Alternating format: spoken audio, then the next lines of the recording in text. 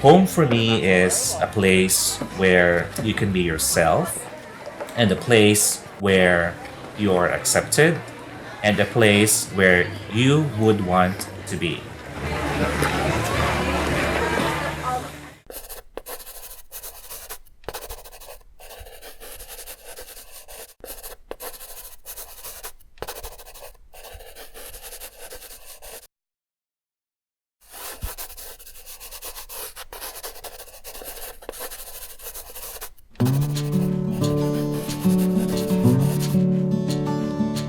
Okay, we met at a church when we were in the university, and I would say she's one of the kindest girls back then. And she was so friendly, and she talked to me, and we became friends. Later on, I just realized, whoa, I think it's more than that. And that's when I realized that, whoa, I guess I'm in love with my best friend.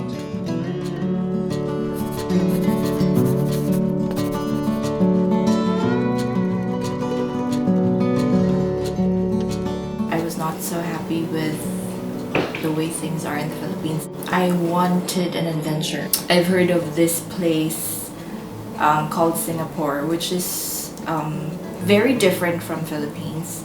Just imagine how my heart was broken at that time. But I had no choice. That was her decision. I need to support her. And so she went. And I'm telling you, that was one of the hardest times of my life.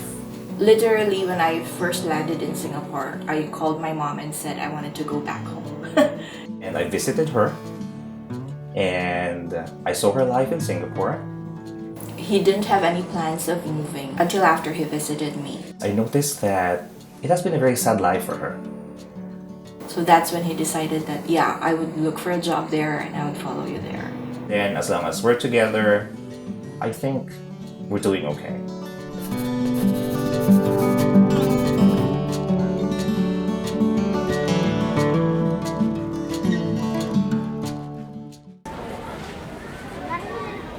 I know.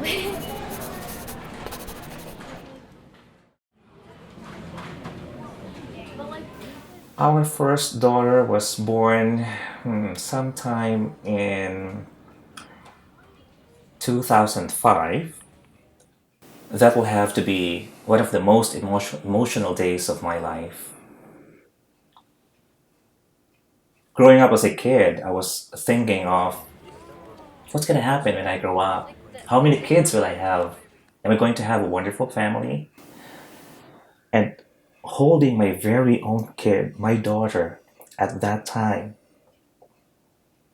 it was unbelievable. And I couldn't believe it, but I made all the promises that I can think of for her. I was telling her that you are going to have a good life. You are not going to experience what I experienced. And I am going to do my very best. So you're going to have a wonderful future.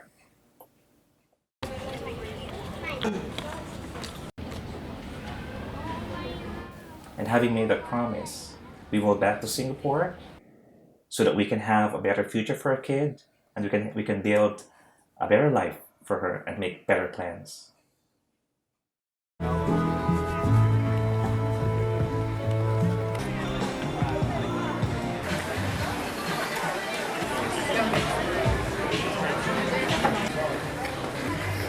I need to be present every time, or almost all the time, as far as my daughter is concerned.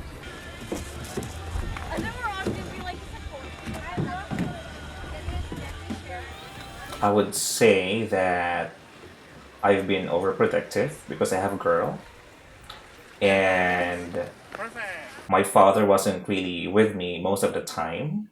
Well, we were taking care of Danella, and we were just hugging her, and we were just carrying her. And after a while, when she grows up, I can no longer do this to her.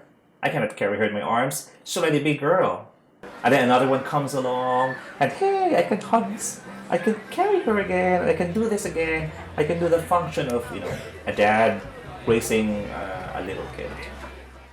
We just have like a positive outlook in life, that no matter what life throws at you, it's fun. You'll get over it. Whatever challenges you have, you'll get over it.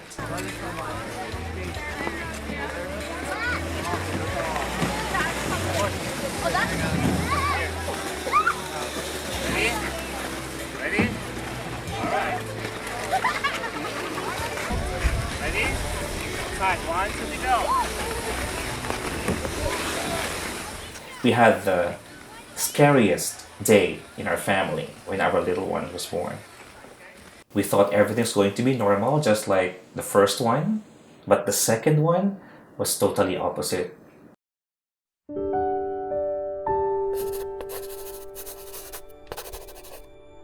We had some complications along the way.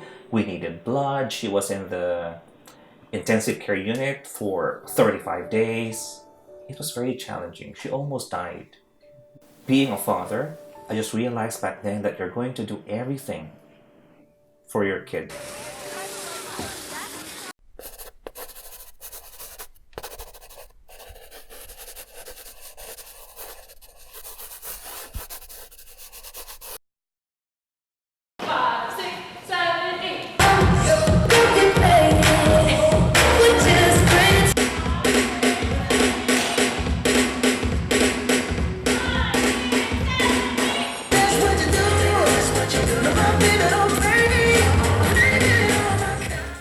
We want our daughters to know about life from us. We want our daughters to learn from our experiences. And if there are things that we can do so that we can make them well informed about how things are in the world, we will do that. That's it. I forgot her name. Tiana was not a permanent resident, and it was really difficult for us to be able to even send her to school. So I had to homeschool her. That's when we decided we want to be able to migrate to another country. I got the news like 2 a.m. in the morning. I got the email, and then it said that we'll be eligible to have the application for permanent residence in the federal government of Canada. So I was very excited, but at the same time anxious as well. Our whole life will be in one whole suitcase, and then we have to move to Canada. It was a dream for us to be able to come here. After that, we were able to be connected to a church which has a Filipino community. They gave us that moral support that we needed.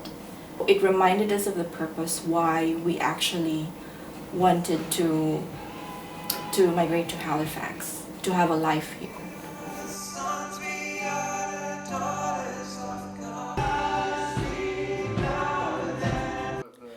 Just like any immigrant, if we didn't get the support that we had back then, it is going to be very difficult. If we go here and we didn't allow ourselves to meet other people, to spread and increase our network, it'll be very difficult to go through the challenges of being a newcomer in Nova Scotia.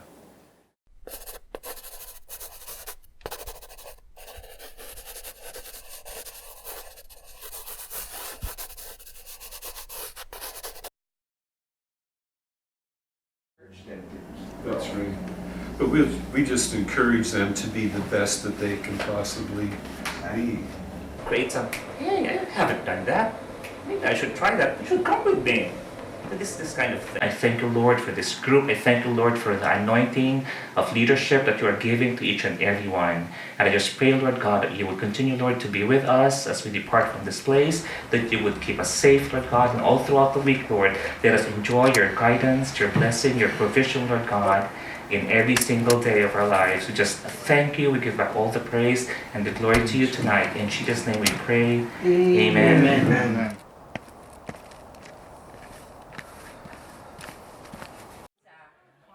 Ayaw ko mag-aral.